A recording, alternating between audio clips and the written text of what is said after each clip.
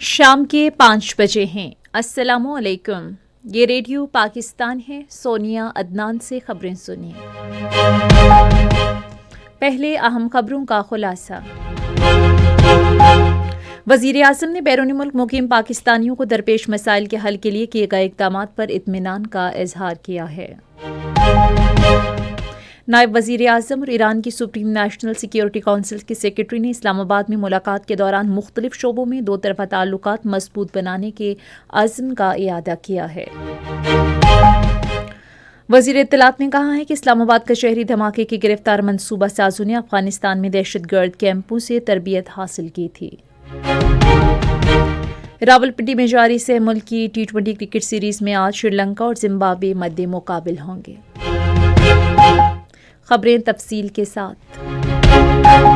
وزیر اعظم محمد شہباز شریف نے بیرون ملک پاکستانیوں کو درپیش مسائل کے حل کے لیے بیرون ملک پاکستانیوں اور انسانی وسائل کی ترقی کی وزارت کی جانب سے اقدامات پر اطمینان ظاہر کیا ہے۔ انہوں نے ان خیالات کا اظہار بیرون ملک مقیم پاکستانیوں اور انسانی وسائل کی ترقی کے وزیر چودھری صالح حسین سے گفتگو میں کیا، جنہوں نے آج اسلام آباد میں ان سے ملاقات کی۔ ملاقات کے دوران چودھری صالح حسین نے وزیر اعظم کو اپنی وزارت سے متعلق امور کے بارے میں بھی آگاہ کیا۔ ادھر این 189 راجن پور سے قومی اسمبلی کے رکن شمشیر علی مزاری نے بھی آج اسلام آباد میں وزیر اعظم شہباز شریف سے ملاقات کی اور انہیں اپنے حلقے کے مسائل سے متعلق بتایا۔ نائب وزیر اعظم اور وزیر خارجہ محمد اسحاق ڈار بھی ملاقات میں موجود تھے۔ ایران کی سپریم نیشنل سیکیورٹی کونسل کے سیکرٹری ڈاکٹر علی لاریجانی، جو پاکستان کے سرکاری دورے پر ہیں، آج اسلام آباد میں نائب وزیر اعظم اور وزیر خارجہ محمد اسحاق ڈار سے ملاقات کی۔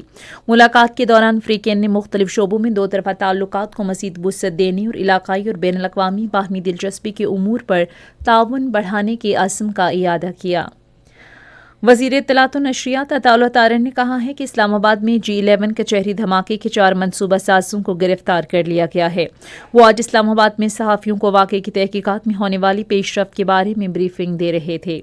وفاقی وزیر نے کہا کہ انٹیلیجنس بیورو اور محکمہ انسداد دہشت گردی کی خفیہ اطلاع کی بنیاد پر مشترکہ کارروائی میں واقعے کے 48 گھنٹوں کے اندر ہی ملزمان کو گرفتار کر لیا گیا تھا۔ انہوں نے کہا کہ گرفتار دہشت گردوں اور خودکش حملہ آور کے کالعدم تحریک طالبان سے براہ راست روابط تھے۔ انہوں نے عسکریت پسندوں کی افغانستان میں دہشت گرد کیمپوں میں تربیت حاصل کی تھی۔ وفاقی وزیر نے ایک دہشت گرد ساجد اللہ کا اعترافی ویڈیو بھی دکھائی۔ عطا اللہ طاہر نے کہا کہ یہ دہشت گرد کسی انتہائی اہم ٹارگٹ کو نشانہ بنانا چاہتے تھے، لیکن وفاقی دارالحکومت میں سخت سیکیورٹی کی وجہ سے ان کی سازش ناکام ہو گئی۔ وزیر اطلاعات نے اس بات کا اعادہ کیا کہ حکومت عوام اور ملک کی سلامتی کے لیے ہر ممکن کوششیں کر رہی ہے۔ انہوں نے کہا کہ سیکیورٹی فورسز اور قانون نافذ کرنے والے ادارے دہشت گردی کے ناسور کے خاتمے کے لیے مکمل فعال ہیں۔ وزیر تجارت جام کمال خان نے کہا ہے کہ موجودہ حکومت کی دانشمندانہ پالیسیز کی بدولت پاکستان ترقی اور معاشی استحکام کی جانب گامزن ہے۔ آج کراچی میں خوراک و زراعت کی نمائش کا افتتاح کرنے کے بعد صحافیوں سے گفتگو کرتے ہوئے انہوں نے کہا کہ پاکستانی مصنوعات کو ویلیو ایڈیشن اور معیار کی وجہ سے بین الاقوامی منڈیوں میں پذیرائی حاصل ہوئی ہے۔ جام کمال خان نے کہا کہ پاکستان نے تجارت کے لیے افریقی منڈی تک رسائی حاصل کی ہے، جس کی حوصلہ افزا نتائج برآمد ہوئے ہیں۔ انہوں نے کہا کہ حکومت کی جانب سے قومی معیشت کی بہتری اور تجارت بڑھانے کے لیے ڈھانچہ جاتی اصلاحات کی جا رہی ہیں۔ وزیر تجارت نے کہا کہ تجارتی اور کاروباری برادری کو سہولت فراہم کی جا رہی ہے اور برآمد کنندگان کے مطالبے پر وزیر اعظم نے ان کی سہولت کے لیے ایکسپورٹ ڈیولپمنٹ سرچارج ختم کرنے کا حکم دیا ہے۔ قانون اور انصاف کے وزیر مملکت بیرسٹر عقیل ملک نے کہا ہے کہ حکومت خواتین کے خلاف آن لائن تشدد سے نمٹنے کے لیے ٹھوس اقدامات کر رہی ہے۔ انہوں نے ان خیالات کا اظہار آج اسلام آباد میں خواتین پر تشدد کے خاتمے کے عالمی دن کے موقع پر ایک تقریب سے خطاب کرتے ہوئے کیا۔ انہوں نے کہا کہ خواتین پر تشدد اب ڈیجیٹل شعبے تک پہنچ گیا ہے۔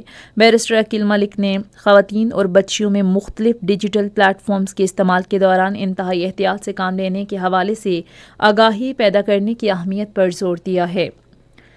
7واں روس چین انرجی بزنس فورم آج بیجنگ میں شروع ہو گیا۔ فورم میں دونوں ممالک کی بڑی کمپنیوں کے تقریباً 450 نمائندے، سیاسی شخصیات اور ماہرین شرکت کر رہے ہیں۔ اس موقع پر اپنے پیغام میں چین کے صدر شی جن پنگ نے کہا کہ توانائی کے شعبے میں تعاون مضبوط بنیادوں پر قائم ہے اور دونوں ممالک کے درمیان دو طرفہ فائدہ مند شراکت داری کے لیے مثالی حیثیت رکھتا ہے۔ راولپنڈی میں جاری سہ ملکی ٹی20 کرکٹ سیریز میں آج سری لنکا اور زمبابوے مد مقابل ہوں گے۔ میچ شام 6 بجے شروع ہوگا۔ اسی کے ساتھ ہی خبریں ختم ہوئی۔ مزید خبروں اور تجزیوں کے لیے آئیے ہماری ویب سائٹ پر radio.gov.pk اور فیس بک کے link radio Pakistan news official پر براہ راست ویڈیو سٹریمنگ بھی ملاحظہ کیجیے۔